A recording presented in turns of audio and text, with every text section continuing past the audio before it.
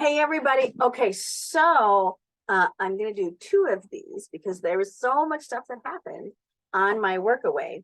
I brought my Workaway folder so I could tell you about what happened. Now, this year we totally did something different, and that was my husband wanted to do a car trip. So we drove from Minnesota all the way through, and we're there to do the North and South Carolina.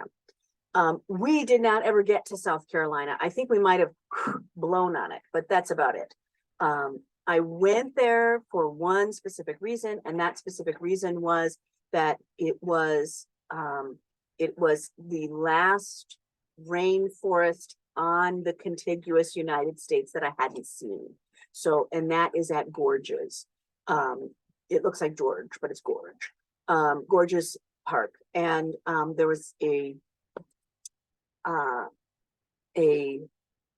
long waterfall that I had to see there. So I went there to see that. That was my big number one piece of seeing the natural pieces. We had a lot of hiking to do. But the reason that my husband wanted to do this road trip is that he wanted to see some of his childhood friends because he's from Indiana. So we wanted to go visit his hometown, which he has avoided. He didn't want to go back to Indiana.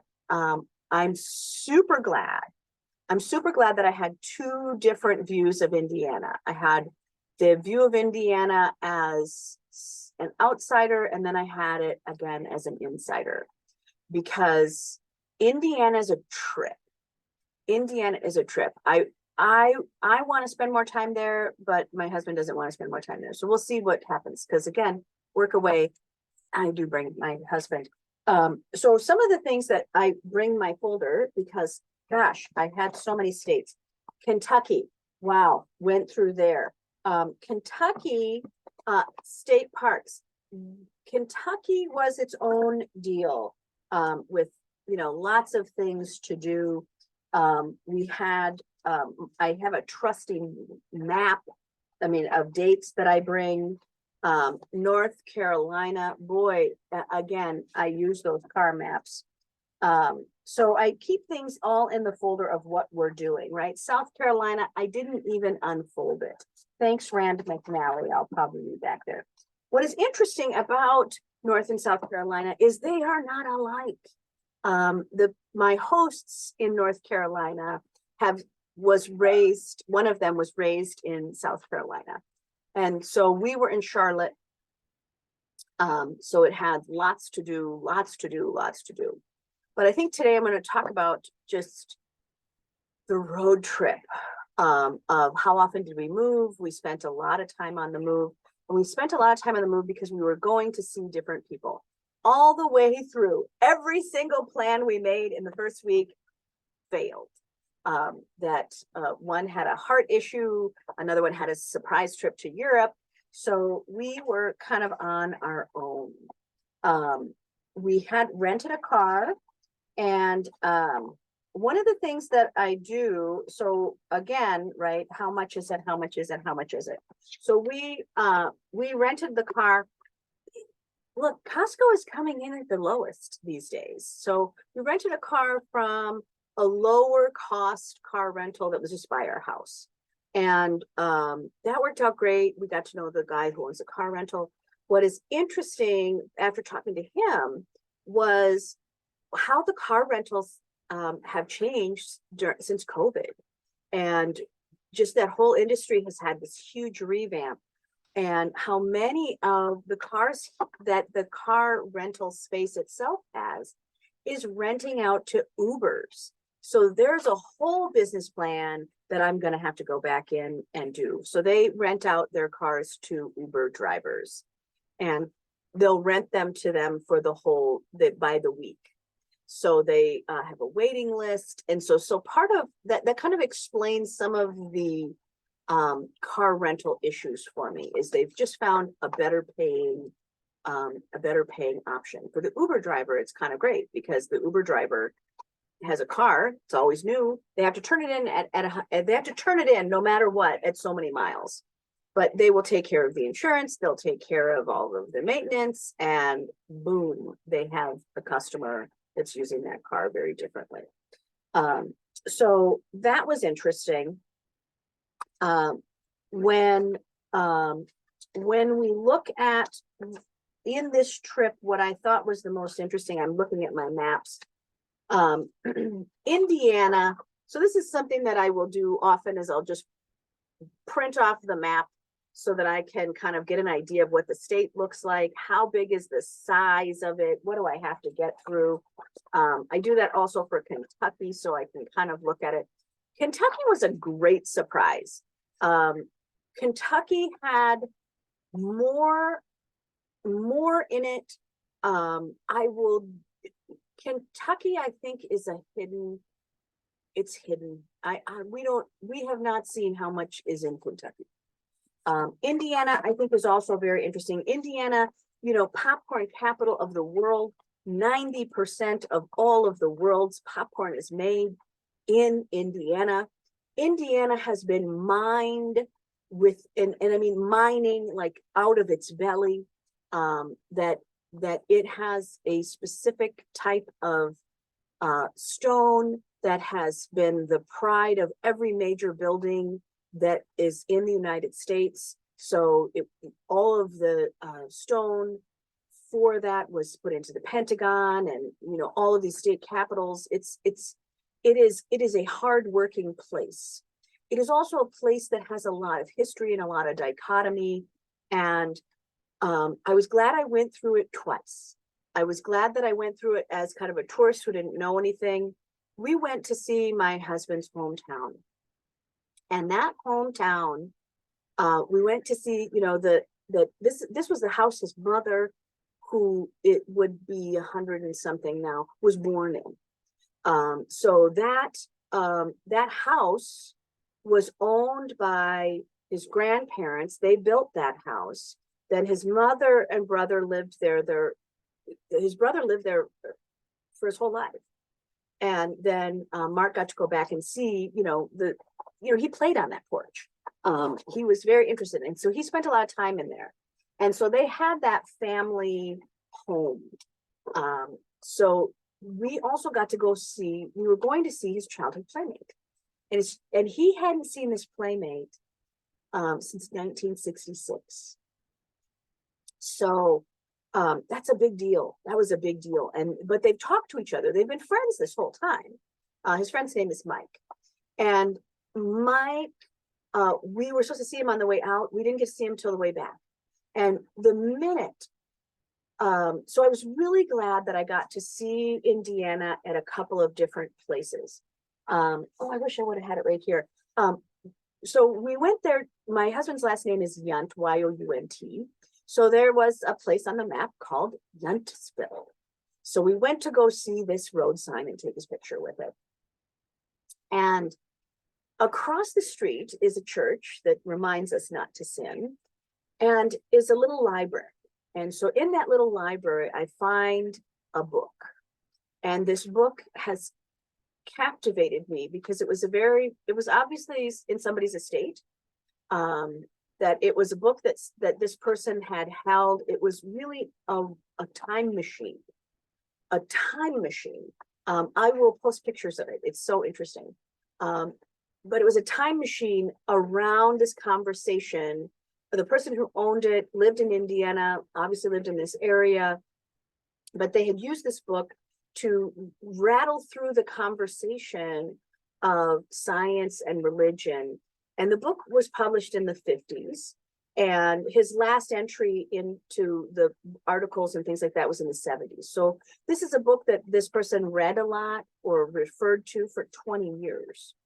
And it was around how would you have been somebody in the 50s, 60s, and 70s that was really trying to figure out this conversation between religion and science, and the battles and the news articles. And it was fascinating because this person really believed that religion and science could coexist. And that was a really, really brave thought in that time period. And some of the articles that he clipped out from around the world, these were articles from all over. yellowed and tattered, and he would affix them to the page in the chapter that they would appropriate to. And so anyway, this book really caught me while I was gone. So I got to, and it smelled to high heaven. It was musty and dusty, and it was in one of those little libraries. So this is like the little libraries are like a pencil that's been pegged into the ground, and there's a box on top of it with a door, and people stuff books in there. And this is in a roadside near a cornfield, and there were actually two books from him. One was a book of just writing, but this was the book that I was the most intrigued by. So I packed up those books and I dragged them with me my whole month away. And my husband kept going, "Why are you bringing that?" I had to actually wrap it up in a bag and keep it in the trunk because it smelled so much, so musty, so dusty. It wins for smelliest book. And it was like, unearthing it. Like I had to pull it out and like dust off the cobwebs and the spiders, and it had been out there a long time.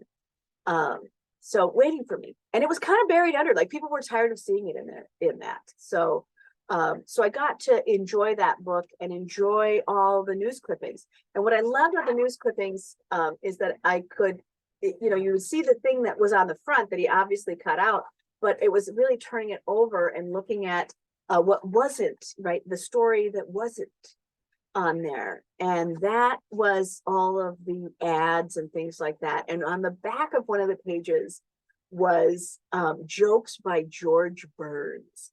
And for those of you who are young, you don't know who George Burns was, but he was a comedian, and just to see his jokes from the 1960s is pretty funny, because they're not funny.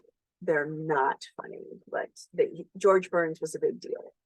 And to see the pictures and what they were selling and so forth, it was very interesting to see a newspaper from another time.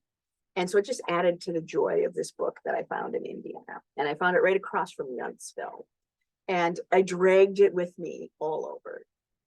So Indiana, on the way back with my husband's friend, was just totally a different story of somebody who lived there and grew up there. Now, we met his friend Mike in a restaurant, and just a pizza place, and we got to meet him and his wife, and they had 60 years to catch up on. They had 60 some years, 59. They had a bunch of years to catch up on. And from the time we got in there, they both burst into tears, right? Hugged each other, because this was a really important relationship for the two of them as young people from 0 to 9. And they lived right across the, down the street from each other. So, but they were also, those very formative years of kindergarten, first grade, second grade, third grade. But they were in a small town. And for those of you who haven't been in a small town has nothing to do. So they would frequently meet on the hill of like a lot that was empty, and they would find stuff to do and play. And what was interesting for me on that trip was this window into, right? I've been with my husband for 24 years. And the amount of things that I learned, I mean, I look gobsmacked every minute. What? So when it was a decision that I made when we started doing Workaway, that I bought us a set of kites one year, and we've been dragging these kites around all over. Like, we've had so many experiences with these two kites. And we started flying kites in Santa Fe, New Mexico. And when we ran into the balloon, we went to the balloon festival.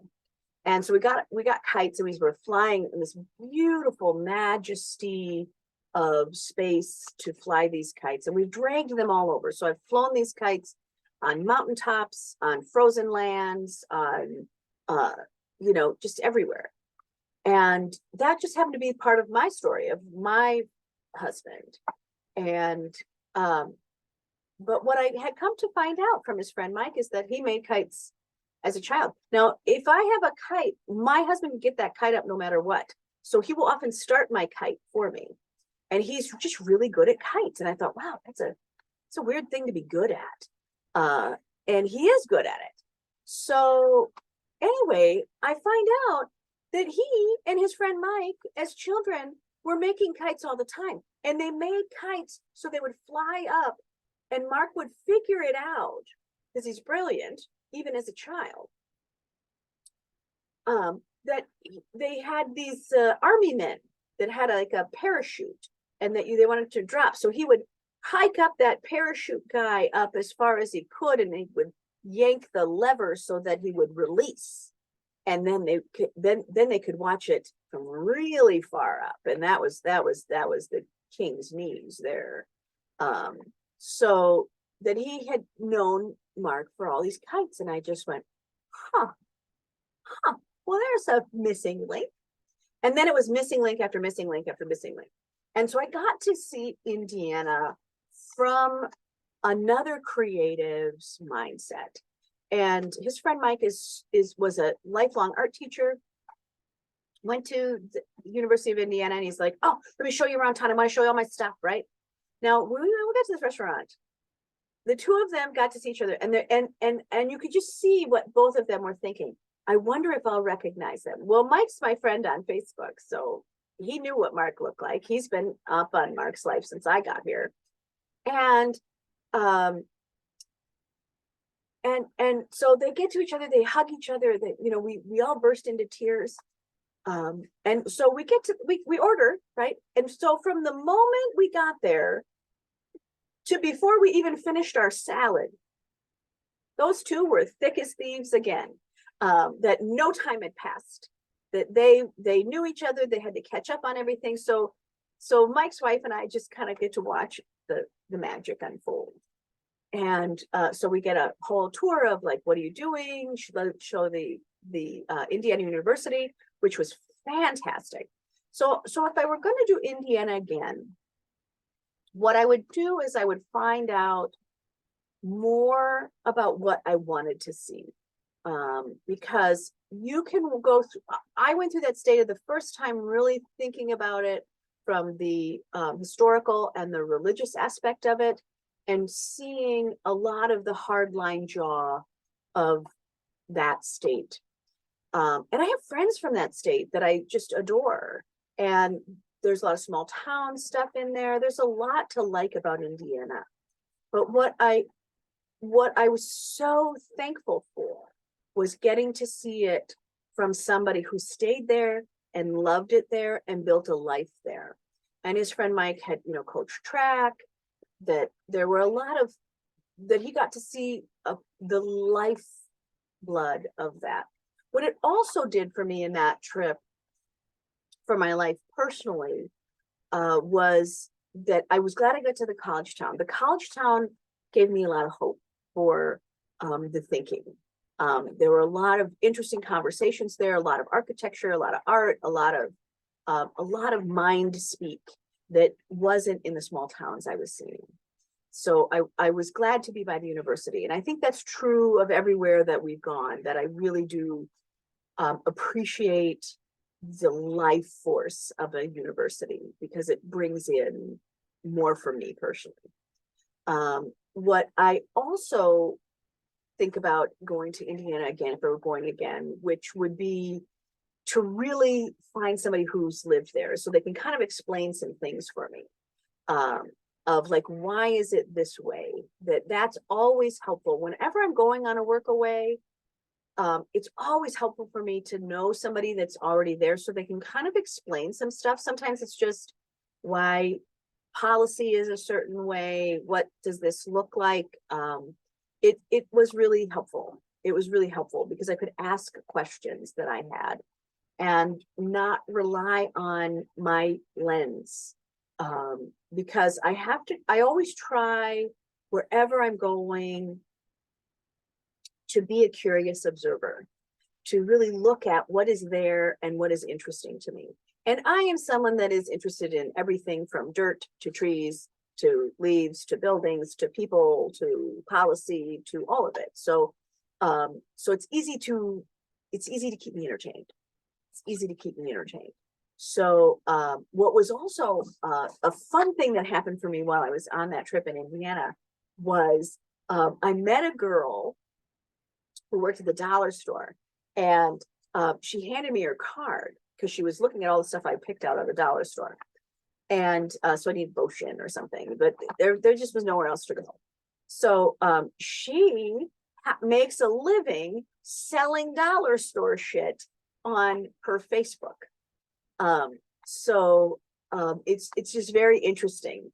So she will get, so it was just another way to look at the ingenuity, right? That this girl from the dollar store sees hundreds of customers every day, and none of them are hers. So her boss hasn't, you know, busted her tracks on it, but she was like, "Oh, I see you buying a lot of these types of products. You know, I sell stuff on Facebook. So here's my card. If you like stuff on Facebook, you can see if they're there." So she sells eyelashes and stuff like that from the dollar store. She buys them with her own money and then resells them at more than they are. So I thought that was very interesting. I hadn't, you know,